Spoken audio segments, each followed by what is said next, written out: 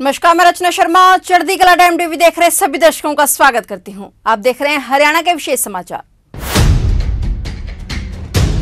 हरियाणा के मुख्यमंत्री मनोहर लाल ने कहा है कि आगामी 13 नवंबर 2022 को राज्य के जिला झज्जर के गांव कुलाना में पृथ्वीराज चौहान जी की प्रतिमा का अनावरण किया जाएगा। इस मौके पर देश के रक्षा मंत्री राजनाथ सिंह मुख्य अतिथि होंगे। सीएम मनोहर लाल नई दिल्ली में मीडिया कर्मियों के साथ बातचीत कर रहे थे। मुख्यमंत्री ने कहा कि भारतीय जनता पार्टी के प्रदेशाध्यक्ष ओम प्रकाश धनखड़ की अगुवाई में एक प्रतिनिधि मंडल ने उनसे मुलाकात की। इस प्रतिनिधि मंडल में विभिन्न खापों के प्रधान व प्रतिनिधि तथा सदस्य शामिल थे। मुख्यमंत्री मनोहर लाल ने कहा कि इन खापों के प्रधानों के साथ साथ अलग अलग विषयों पर चर्चा की गई। इनमें एक विषय हिंदू मैरिज एक्ट में संशोधन करने का था, जिसमें विवेकताओं से परामर्श करके आगे बढ़ा जाएगा, क्योंकि ये एक कानूनी मसला है। दूसरा विषय जाट आरक्षण आंदोलन के दौरान दर्ज किए गए मामलों का था, जिस पर हमने राज्य के अधीन आने वाले मामलों को वापस लेने का निर्णय लिया था। उनमें कुछ मामले लंबित हैं, जिनको वापस लेने के लिए अध्ययन किया जाएगा। इसके अलावा हिमाचल प्रदेश के आम चुनावों के संबंध में पूछे गए सवाल के जवाब में सीएम मनोहर लाल ने कहा कि लोकतांत्रिक व्यवस्था में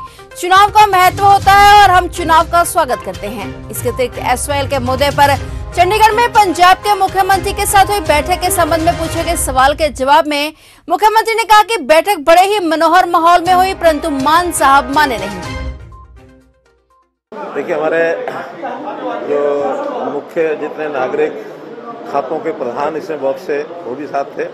अलग अलग विषयों को लेकर के चर्चा उन्होंने की है। उसमें पृथ्वीराज चौहान जी की प्रतिमा कुलाना गांव के अंदर 13 नवंबर को अपने देश के रक्षा मंत्री श्री राजनाथ सिंह जी जाएंगे। मैं भी वहां जाऊंगा, तो वो उनका एक निमंत्रण था, वो मैंने स्वीकार किया है। इसी प्रकार से उनकी ओर से कुछ हिंदू मैरिज एक्ट में कानून में परिवर्तन करने की बात कही गई है। वो भी जहाँ कहीं बात करके उसको आगे बढ़ाना होगा, क्योंकि कानूनी प्रावधान का विषय है। तो कानूनी प्रावधान में कितना कैसे इस मांग को स्वीकार किया जाएगा, वो जितने विधिवेता हैं उनसे परामर्श करके हम करेंगे।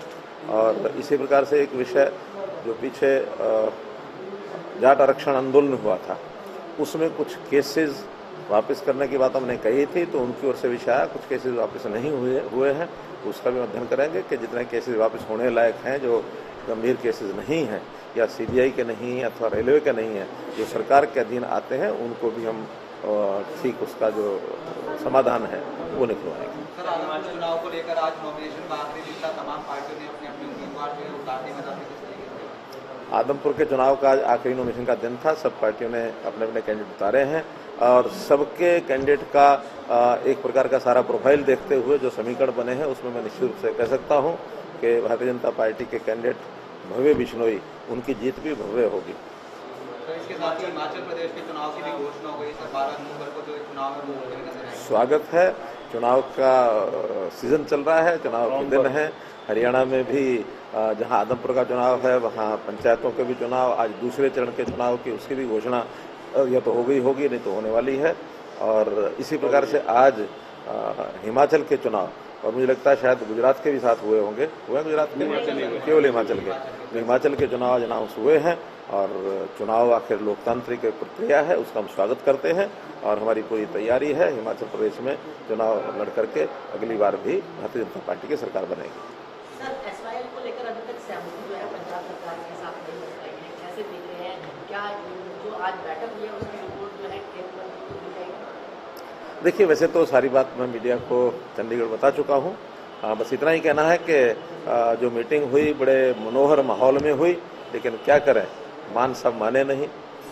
लेकिन सर, इसमें एक राजनीतिक है कि आदमपुर में आम आदमी पार्टी में अपना जो चुनाव प्रचार है वो करती नजर आएगी, उम्मीदवार मैदान में उतार रखा है। केजरीवाल भी वहाँ पर तो वो पार्टियों में आखिर चुनाव में लड़ने का तो प्रतिबंध है नहीं, लेकिन हरियाणा के प्रति क्या उनका रुख है और क्या उनका बिहेवियर है, वो निश्चित रूप से चुनावी मैदान के अंदर जनता की अदालत में जाएगा, जनता फैसला करेगी।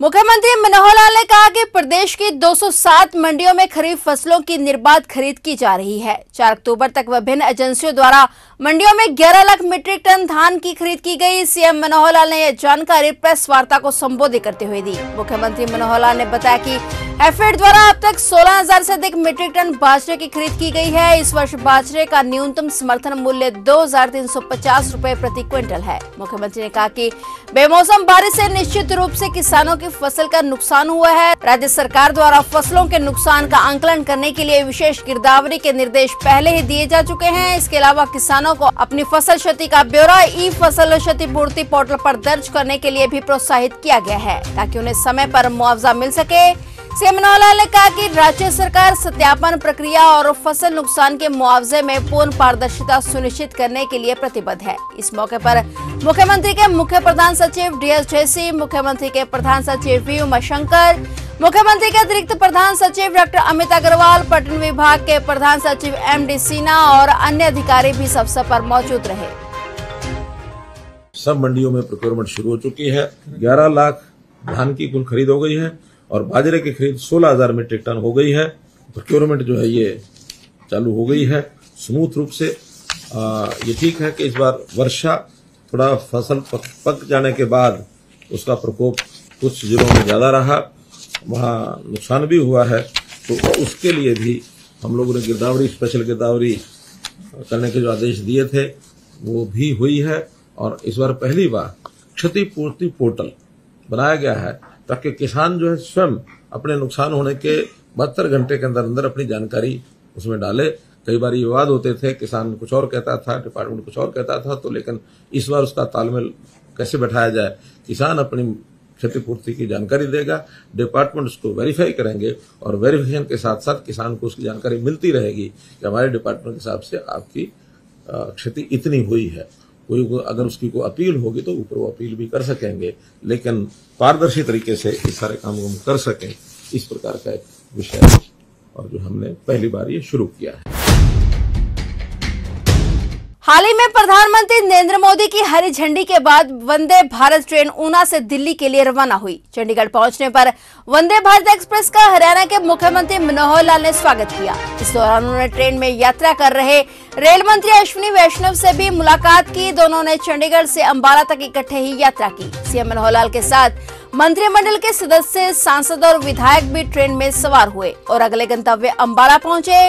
इस मौके पर सीएम मनोहर लाल के साथ विधानसभा अध्यक्ष ज्ञानचंद गुप्ता, कैबिनेट मंत्री मूलचंद शर्मा, कंवरपाल गुर्जर, कमलेश ढांडा, बनवारी लाल, सांसद रतनलाल कटारिया, बीजेपी प्रदेश अध्यक्ष ओम प्रकाश धनखड़ समेत कई विधायक और अधिकारी मौजूद रहे। इस यात्रा के दौरान मुख्यमंत्री ने वंदे भारत एक्सप्रेस की खूबियों को जाना और इस रूट पर ट्रेन के संचालन के लिए प्रधानमंत्री का धन्यवाद किया। अंबाला पहुंचने पर स्वास्थ्य व गृह मंत्री, रेलवेज और स्थानीय नागरिकों ने केंद्रीय रेल मंत्री और मुख्यमंत्री का स्वागत किया। वंदे भारत एक्सप्रेस ट्रेन में अंबाला पहुंचे मुख्यमंत्री मनोहर लाल ने कहा कि इस ट्रेन की सौगात से हरियाणा के लोगों को खासा फायदा होगा। नई ट्रेन चलने से कनेक्टिविटी भी बढ़ेगी।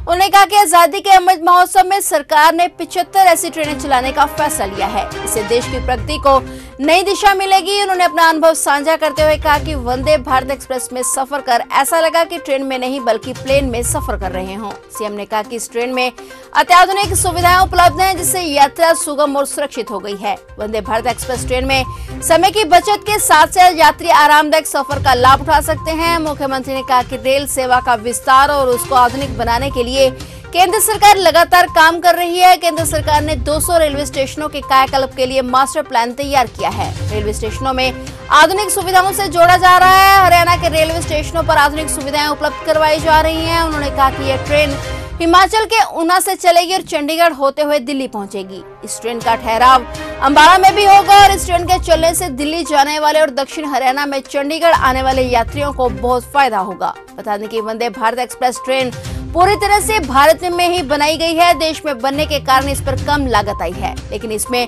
अत्याधुनिक सुविधाएं उपलब्ध करवाई जा रही हैं।